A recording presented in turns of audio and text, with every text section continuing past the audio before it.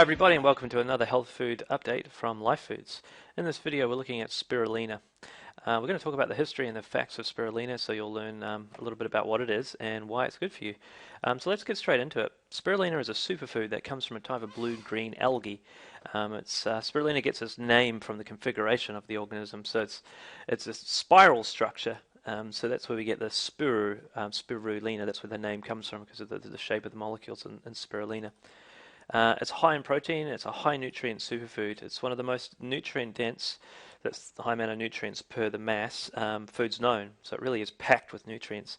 The Aztecs ate it as a staple food, dried and spread on tortillas until about the 16th century, and it was thought they stopped eating it as the surrounding lakes became drained of agriculture. So why is it good for you? Well, it contains 60 to 70% protein. This is a huge proportion of its overall composition. It also contains essential omega-3 fatty acids. It's the highest source of GLA other than mother's milk, and GLA is responsible for giving you healthy skin, healthy, strong skin and hair as well. It's chlorophyll found in it. It's got that deep green color, and it makes it an excellent aid for detoxification. It helps to reduce appetite and stabilize blood sugar levels as well, and it contains numerous antioxidants which help to neutralize free radicals which can damage our body if they're allowed to accumulate. And unfortunately in today's world you can get a lot of free radicals into your body quite easily. So you want to reduce that. Spirulina boosts the immune system, helping to prevent and fight infection. It is high in B vitamins and iron, increasing energy levels. It has a plant source of protein and nutrients, which does not harm the environment in the same way if you say like factory farming animals does to get protein.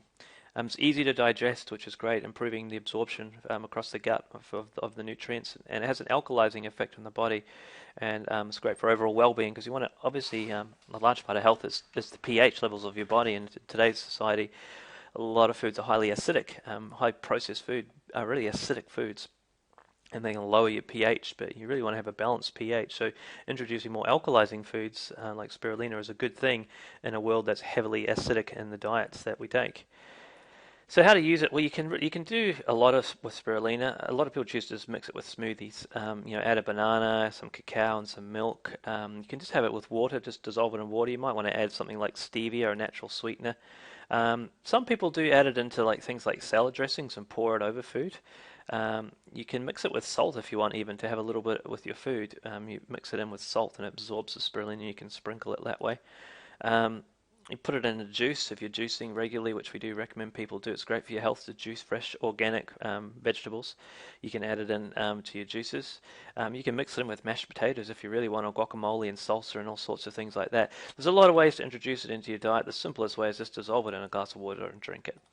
A couple of precautions. So it's important to get your spirulina from a reputable producer because poor quality spirulina can be contaminated with toxins, and that can negate the positive effects. People with a metabolic condition known as PKU or phenylketonuria should avoid taking spirulina as it's rich in all amino acids, including phenylalanine, which cannot be metabolized when you've got this PKU condition. With anything, when you've got a health condition, you really should consult a health care practitioner before introducing new things into your diet. Don't use spirulina if you're pregnant or lactating. If you have an autoimmune disease such as multiple sclerosis or rheumatoid arthritis or lupus, it's possible that spirulina could stimulate your immune system and make that condition worse. You can buy organically certified spirulina over at Life Foods. We have our own product of spirulina, which is a good quality product. So you can find it at lifefoods.co.nz.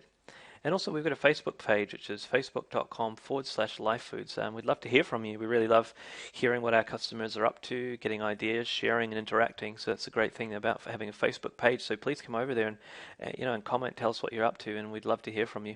So that's all for this video. Thanks for listening. Bye for now.